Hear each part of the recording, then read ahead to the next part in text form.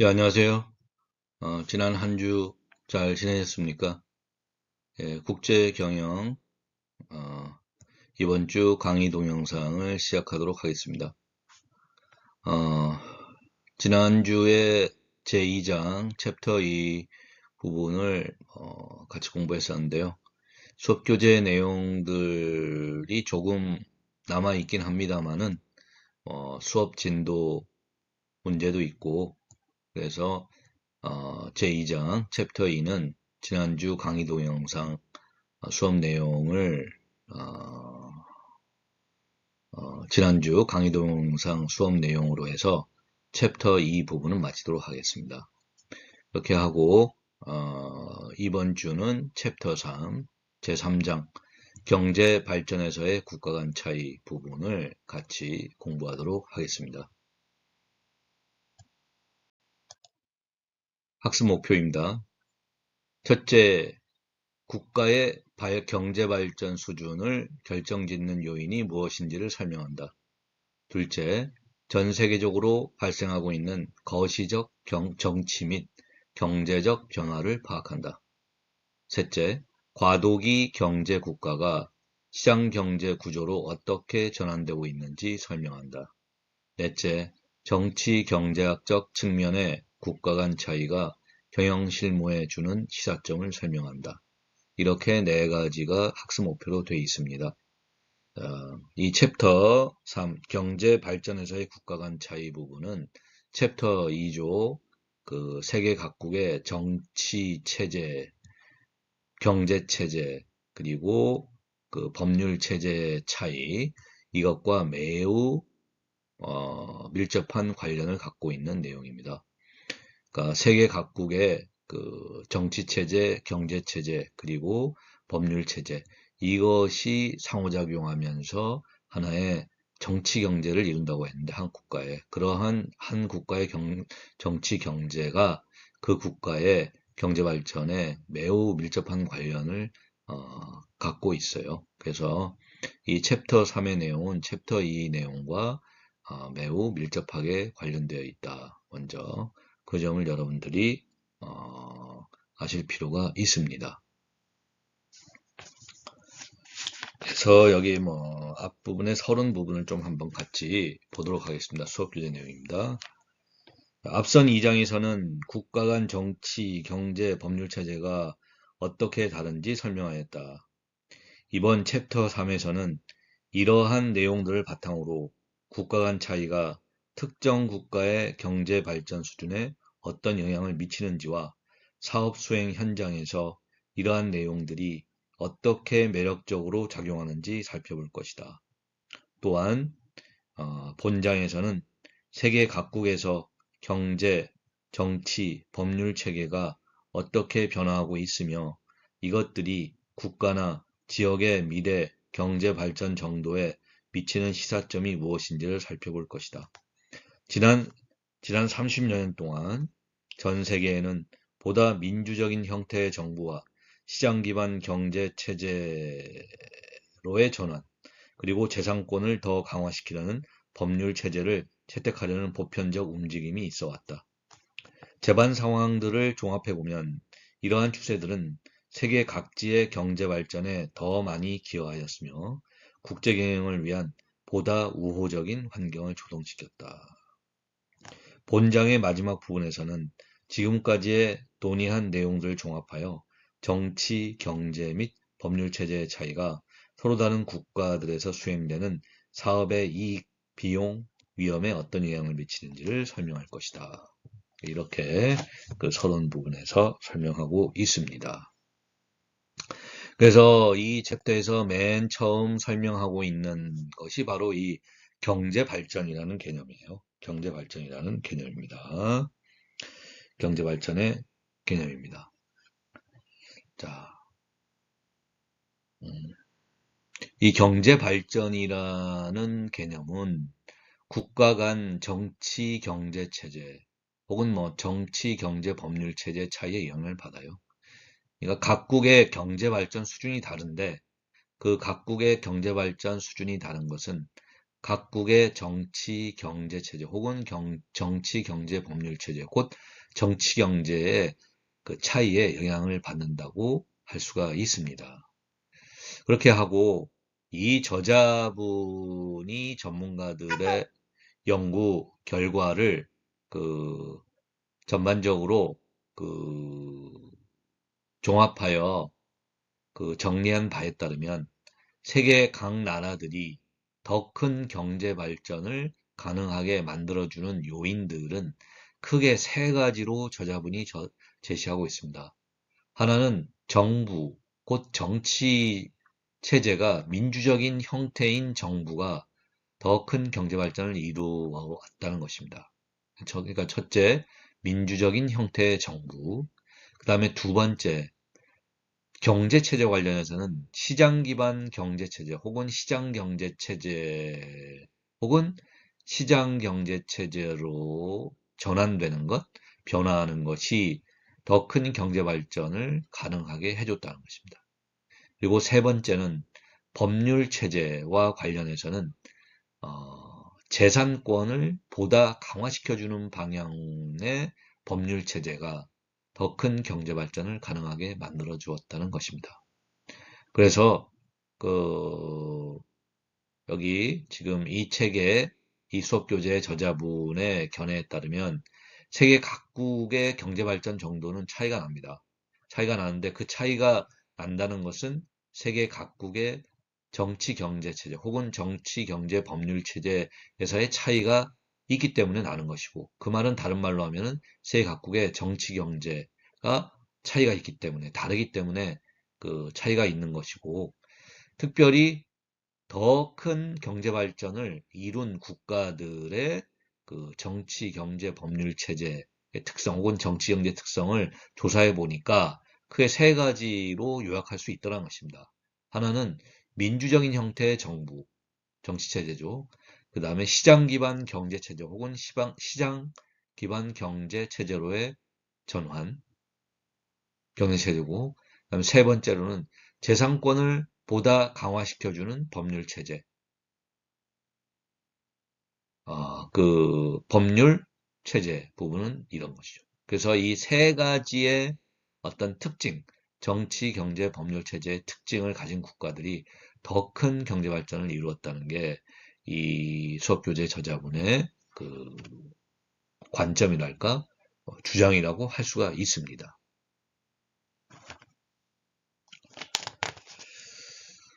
그렇게 되고요. 그 다음에 이제 그 다음에 설명하고 있는 것은 그 경제 발전에서의 차이다. 그렇게 설명하면서 이 경제 발전의 개념이 무엇인가, 그 부분을 지금 설명하고 있어요. 그 경제 발전에서의 차이가 무엇인가 부분에서 경제 발전이 어떠한 의미가 있는가, 그 부분을 설명하고 있습니다. 그래서 먼저 경제 발전의 개념을 저자분이 먼저 설명하고 있는데, 그것과 관련해서 이제 어떠한 지표죠. 경제 발전을 측정할 수 있는 지표에 대해서 설명하고 있어요. 그것이 이제 1인당 국민 총소득, 그 다음에 구매력 지수 기준 1인당 국민 총소득, 그 다음에 국민 총생산 성장률, 그 다음에 경제 규모, 국민 총생산, 이렇게 네 가지 지표를 가지고서 각 나라의 경제 발전을 일단 설명할 수 있다는 것입니다. 그래서 경제 발전의 개념에 대해서 먼저 저자분이 설명하고 있는데, 그럼 경제 발전을 측정할 수가 있어야 될 거 아니에요. 그래서 그 측정하는 그 지표로서 1인당 국민총소득, 구매력 지수 기준 1인당 국민총소득, 국민총생산 성장률, 경제규모, 국민총생산, 이 네 가지를 제시하고 있습니다. 그래서 이 네 가지 개념이 어떤 것인지 이것을 좀 살펴볼 필요가 있어요. 그래서 이 그림의 자료를 보시면 1인당 국민총소득, 구매력 지수 기준 1인당 국민총소득, 국민총생산 성장률, 경제규모, 국민총생산에서 네 가지 그, 그 지표로 경제 발전은 측정할 수 있다는 것이고, 세계 여러 나라들에 대해서 이 네 가지 지표로 측정할 수가 있습니다. 그런데 우리 수업 교재에서는 주로 나이지리아, 독일, 러시아, 미국, 브라질, 스위스, 영국, 인도, 일본, 중국, 폴란드 이렇게 해서 주요 국가들을 예시로 지금 설명하고 있어요. 물론 이 지표의 데이터들은 지금 2009년이 기준으로 되어 있습니다만은 좀 더 최근의 데이터 자료를 보더라도 뭐 전반적인 뭐 경향이랄까 추세랄까 이런 거는 뭐 크게 다르진 않습니다. 그러니까 뭐 여기는 지금 2009년 기준으로 돼 있는데 뭐 크게 최근 뭐 데이터와 뭐 중요한 경향이나 추세가 달라지거나 뭐 그런 거는 같지 않습니다. 그래서 뭐 이 내용에 대해서 한번 수업 교재 내용을 살펴보죠. 자, 경제 발전의 차이에서 경제 발전의 개념 관련해서 수업 교재 내용입니다. 자, 국가들 간에는 현저한 경제 수준의 차이가 존재한다. 경제 발전을 측정하는 일반적인 지표는 국민 총소득이다. 이렇게 됐습니다. 국민 총소득. 그러니까 여기서 국민 총소득이라는 거는 Gross National Income이죠. GNI라고 합니다. 국민 총소득. 여기 1인당 국민 총소득이라고 되어 있는데 여기 그 국민 총소득이죠. Gross National Income. 영어로는 GNI라고 되어 있습니다. 이렇게 됩니다. 자, 국민 총소득. 국민 총소득은 한 국가의 모든 거주민들이 연간 벌어들인 소득의 합계로서 경제적 활동을 측정하는 척도로서 간주된다. 이렇게 되어 있습니다.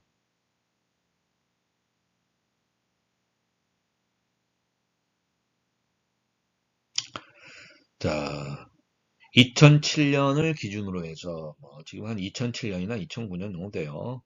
전 세계 국가들의 국민 총소득을 요약하여 살펴보면 일본, 스웨덴, 스위스, 미국 등이 국민 총소득상 가장 부유한 국가들에 속하고 중국, 인도 등이 가장 빈곤한 국가들에 속한다. 예를 들어 2009년 일본의 1인당 국민 총소득은 38,080달러였지만 중국과 인도는 각각 3,650달러와 1,180달러에 불과하였다. 이렇게 되어 있습니다. 그러니까 국민 총소득이라는 것은 그 국가의 전체 그 모든 거주민들이 연간 벌어들인 소득의 합계고 1인당 국민 총소득은 뭐예요? 그 국가의 국민 총소득을 그 국가의 인구수로 나눠준 거죠. 그게 1인당 국민 총소득입니다. 그러니까 1인당 국민 총소득과 국민 총소득의 개념 차이죠. 자, 1인당 국민 총소득은 각 국가마다 다른 물가 수준 차이를 고려하지 못하기 때문에 실제적 경제 수준을 반영하지 못할 수가 있습니다. 그러니까 예를 들어서 2009년도 스위스의 1인당 국민 총소득은 65,430달러로 미국의 46,360달러를 상회하지만 보다 위에 있지만 스위스의 물가가 훨씬 높기 때문에 실제로는 미국인들이 스위스인들보다 풍족한 생활을 누릴 수가 있습니다.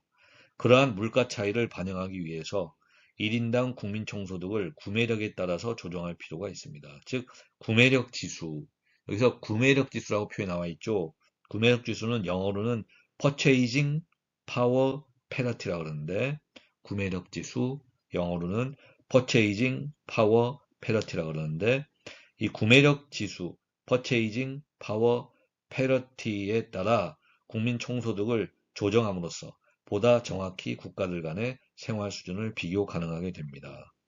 이러한 조정의 기준이 되는 것은 미국의 생활비입니다. 되겠습니다. 다른 국가들의 구매력 지수는 미국보다 생활비가 높은가 낮은가에 따라서 결정된다는 것입니다. 예를 들어 2009년 중국의 1인당 국민 총소득은 3,650달러였지만 1인당 구매력 지수 기준 국민 총소득은 6,890달러였습니다. 이는 중국의 생활비가 훨씬 저렴하여 중국에서 3,650달러가 있으면 미국에서 6,890달러로 살 수 있을 만큼의 재화와 용역을 구입할 수 있음을 의미합니다. 이렇게 돼 있습니다. 그래서 지금 화면에 나오고 있는, 파워포인트에 나오고 있는 그 표죠. 표는 선정된 국가들의 구매력 지수 기준 1인당 국민 총소득과 함께 그 그냥 일반이죠. 그냥 일반적인 1인당 국민 총소득, 경제 성장률, 경제 규모 이런 것들을 보여주고 있다는 것입니다. 이렇게 되고 있어요.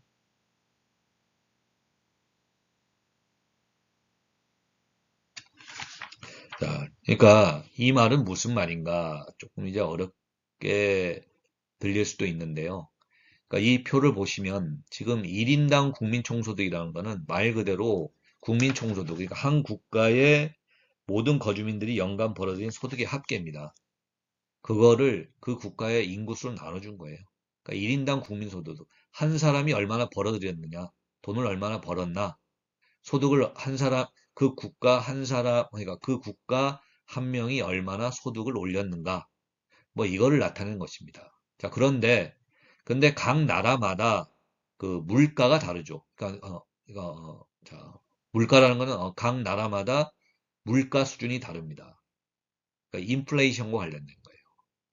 그러니까 이 말은 똑같은 햄버거, 자, 똑같은 맥도날드 햄버거, 똑같은 맥도날드 햄버거라도 자, 미국에서는 얼마에 팔리는데, 스위스에서는 얼마에 팔리고, 또 중국에서는 얼마에 팔리고 그렇게 한다는 거예요. 그러니까 그 국가마다 물가 수준 혹은 인플레이션, 뭐 물가 수준 이러한 것이 차이가 있다는 것입니다. 그러니까 똑같은 맥도날드 햄버거라고 하더라도 미국에서 팔리는 것 가격과 스위스에서 팔리는 것, 중국에서 팔리는 것 이런 게 다른 거죠. 다르니까 이 말은 뭐냐 하면은 각 나라마다 물가 수준이 다르다는 거예요. 인플레이션 관련 물가 수준이 다른 건 다르니까 그 국가의 국민들의 구매력이죠. 구매력에 차이가 있을 수밖에 없습니다. 차이가 있을 수밖에 없어요. 따라서 그 국가의 국민들이 구매력이 일반적으로 높다면은 구매력이 높은지 낮은지 뭐 이러한 것들을 이제 어떤 물가 수준이죠. 물가 수준으로 조정할 필요가 있어요. 조정할 필요가 있습니다. 그 1인당 국민총소득, 그러니까 뭐 1인당 국민총소득이라는 거를 그 국가의 실제적인 물가 수준, 곧 구매력으로 그 국가의 어떤 사람들의 구매력으로 그 조정을 해줄 필요가 있고 그 기준이 되는 게 그 미국의 아마 그 생활비랄까 물가 수준이랄까 뭐 이러한 거를 기준으로 해가지고 다 조정해 준다는 거예요. 조정해 준다는 것입니다. 조정해 주는 거죠. 그러니까 뭐 똑같은 맥도날드 햄버거라도 미국에서 뭐 미국에서는 가격이 매우 높고 또 뭐 스위스에서는 가격이 낮고 뭐 중국에서는 아주 가격이 낮고 뭐 이런 식으로 뭐 물가 수준의 차이가 있을 수 있고 그게 그 국가 국민들의 사람들의 구매력의 차이가 있을 수 있기 때문에 그러한 것들을 조정해 줄 필요가 있다는 겁니다. 그러니까 단순히 1인당 국민 총소득이라는 지표만 가지고는 그러한 각 국가의 물가 수준이라든지 혹은 각 국가의 국민들의 구매력 수준이라든지 이런 것들이 그 조정이 안 되기 때문에 미국의 수치를 기반으로 해서 미국의 물가나 구매력 그거를 기준으로 해가지고 다 조정해 본다는 거예요. 그렇게 했을 경우에 더 정확하게 어느 국가가 더 소득이 높은가? 소득이 높은데 소득이 높다는 거에 실질적인 의미는 뭡니까? 그 국가 사람들이 구매력이 높다는 거죠. 더 많은 물건을 사고 뭐 그렇게 소비하면서 더 풍족하게 누리면서 살 수 있다는 거예요. 뭐 그런 걸 더 잘 나타낼 수가 있다는 겁니다. 이 구매력 지수 혹은 물가 수준 혹은 구매력 지수를 가지고서 미국의 수치를 기준으로 해가지고 각 나라의 1인당 국민 총소를 조정해주면 훨씬 더 어느 나라가 그 국가 사람들의 어떤 소비 수준이랄까 이런 것들이 높고 더 소비 생활을 풍족하게 부유하게 하면서 살고 있는가 그걸 나타내 준다는 거예요. 1인당 국민 그 총소득 수치가 그렇게 된 겁니다. 그래서 지금 1인당 국민 총소득 먼저 1인당 국민 총소득 그 수치로 이렇게 보면은 지금 스위스가 65,430달러고 미국이 46,360달러고, 뭐 독일이 42,450달러고, 뭐 이 정도로 이렇게 쭉 나와 있죠.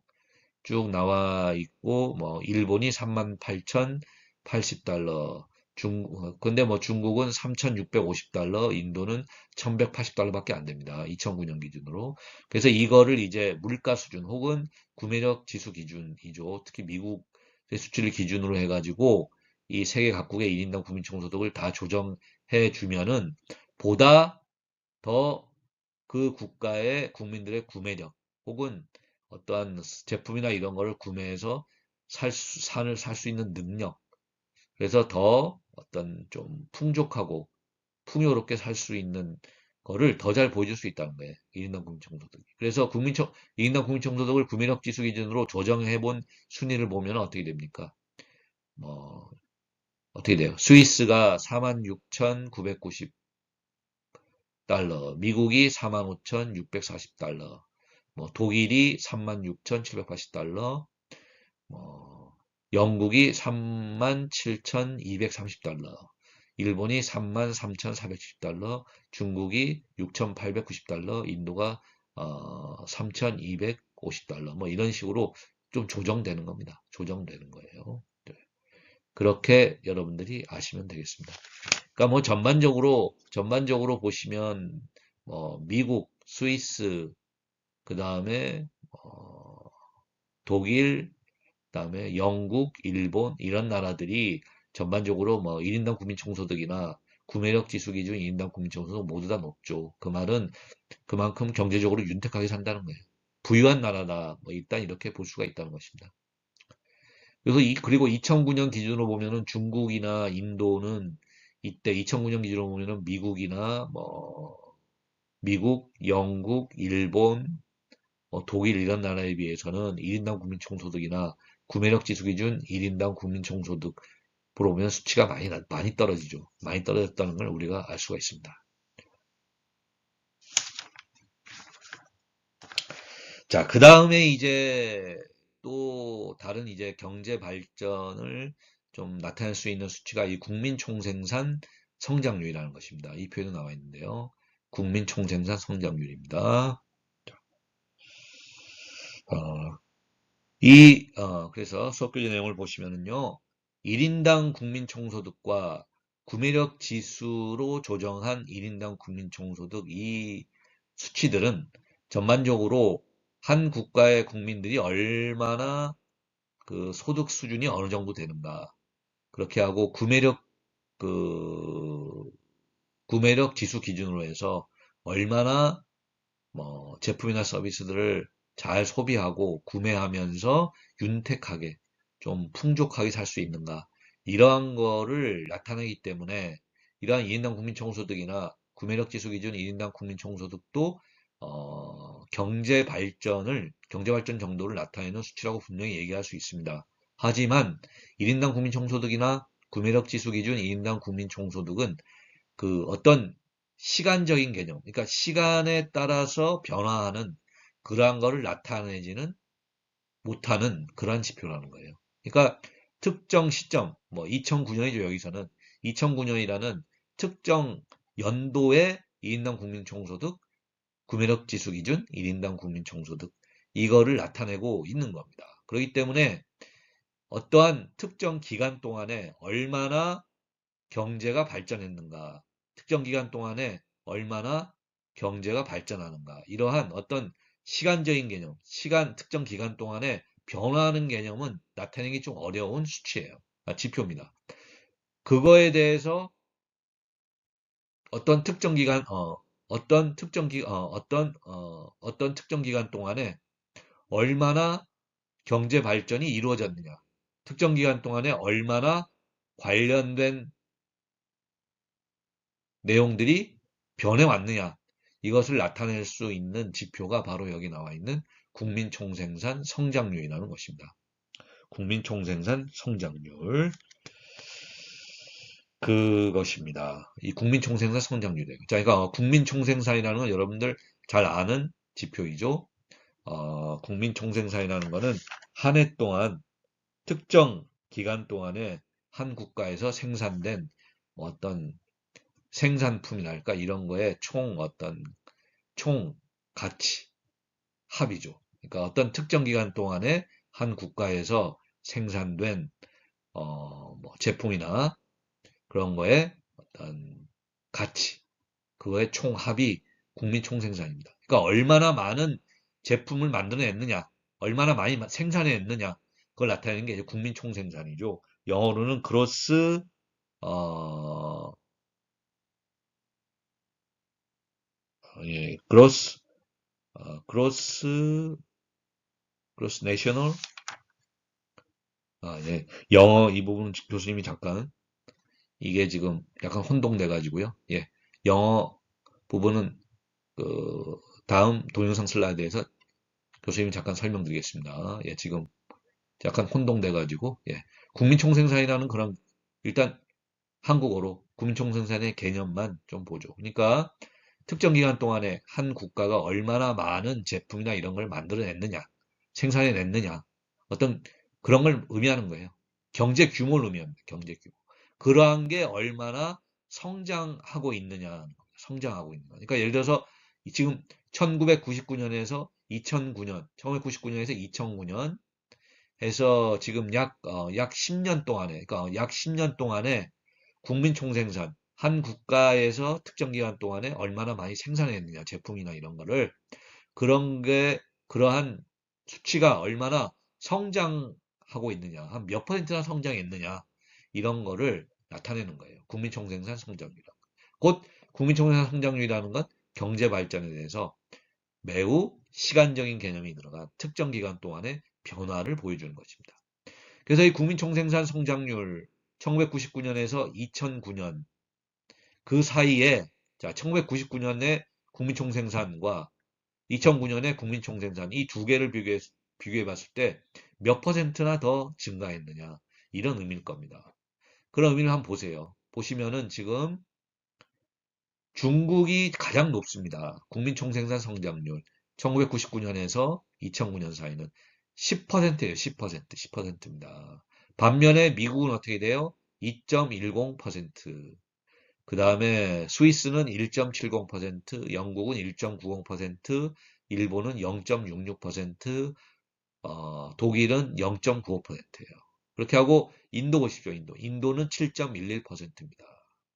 자, 그러니까 아까 우리가 1인당 국민총소득이나 구매력 지수 기준 1인당 국민총소득은 한 국가가 얼마나 소득을 올렸냐, 혹은 뭐 얼마나 돈을 많이 벌었냐, 뭐 이런 식으로 뭐 얘기해도 틀리진 않습니다.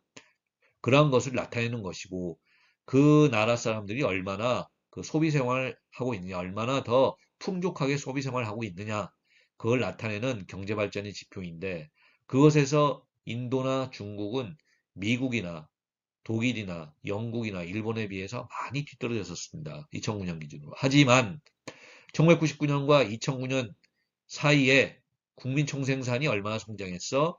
한국가가 특정 기간 동안에 생산해낸 제품이나 이런 것들이 그 생산량이 얼마나 돼?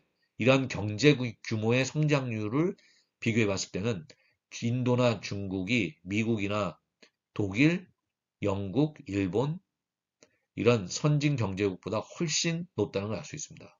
이 말은 뭐냐 하면은 인도나 중국은 1인당 국민총소득이나 구매력 지수 기준 1인당 국민총소득으로 기준으로 봤던 국민들이 얼마나 많이 특정 기간 동안에 수입을 올리고 얼마나 윤택하게 풍족하게 소비 생활을 하고 있느냐 이런 기준으로 봤을 때는 미국이나 영국이나 일본이나 이런 선진국보다 떨어지지만 그 경제의 어떠한 경제 규모의 성장률, 국민 총생산으로 측정한 경제 규모의 성장률, 얼마나 특정 기간 동안에 한 나라가 많은 제품이나 이런 걸 생산해서 그러한 거를 측정하는 것으로 봤을 때는 미국이나 영국이나 일본, 독일 이런 선진 경제보다 훨씬 더 1999년하고 2009년 사이에 경제 성장이 빠르게 이루어지고 있다는 것을 보여주고 있습니다. 보여주고 있어요. 우리가 그걸 볼 수가 있습니다. 그래서 이 국민 총생산 성장률이라는 것도 경제 발전을 나타내는 중요한 지표로밖에 볼 수가 없다는 것입니다. 볼 수가 없다는 것이죠. 굉장히 중요한 지표입니다. 이것도. 그러니까 중국이나 인도는 빠르게 경제가 발전하고 있다. 그 경제 규모, 국민 총생산으로 측정한 경제 규모가 빠르게 성장하고 있다는 것입니다. 이렇게 볼 수가 있고요. 그 다음에 이제 마지막으로 나와 있는 거는 경제 규모, 국민 총생산 2009년 기준인데, 뭐, 그냥 경제 규모, 국민 총생산 수준만 2009년 기준으로 해서 살펴보면 아무래도 중국이나 인도가 지금 뭐, 여기 화면이 잘 안 보입니다만은 아무래도 미국이나, 미국이나 그러니까 미국에 비해서는 아무래도 인도나 중국의 경제 규모가 좀 뒤처지는 건 사실이죠. 뒤처지는 건 사실입니다. 경제 규모로만 보면은. 하지만은 국민 총생산 성장률로 본 경제 규모의 성장률, 경제 발전의 어떤 속도랄까, 어떤 성장률이랄까, 이걸로 봐서는 미국보다도 훨씬 더 빠르게 그 경제 규모, 국민 총생산, 이거는 빠르게 증가하고 있다는 것을 보여주고 있습니다.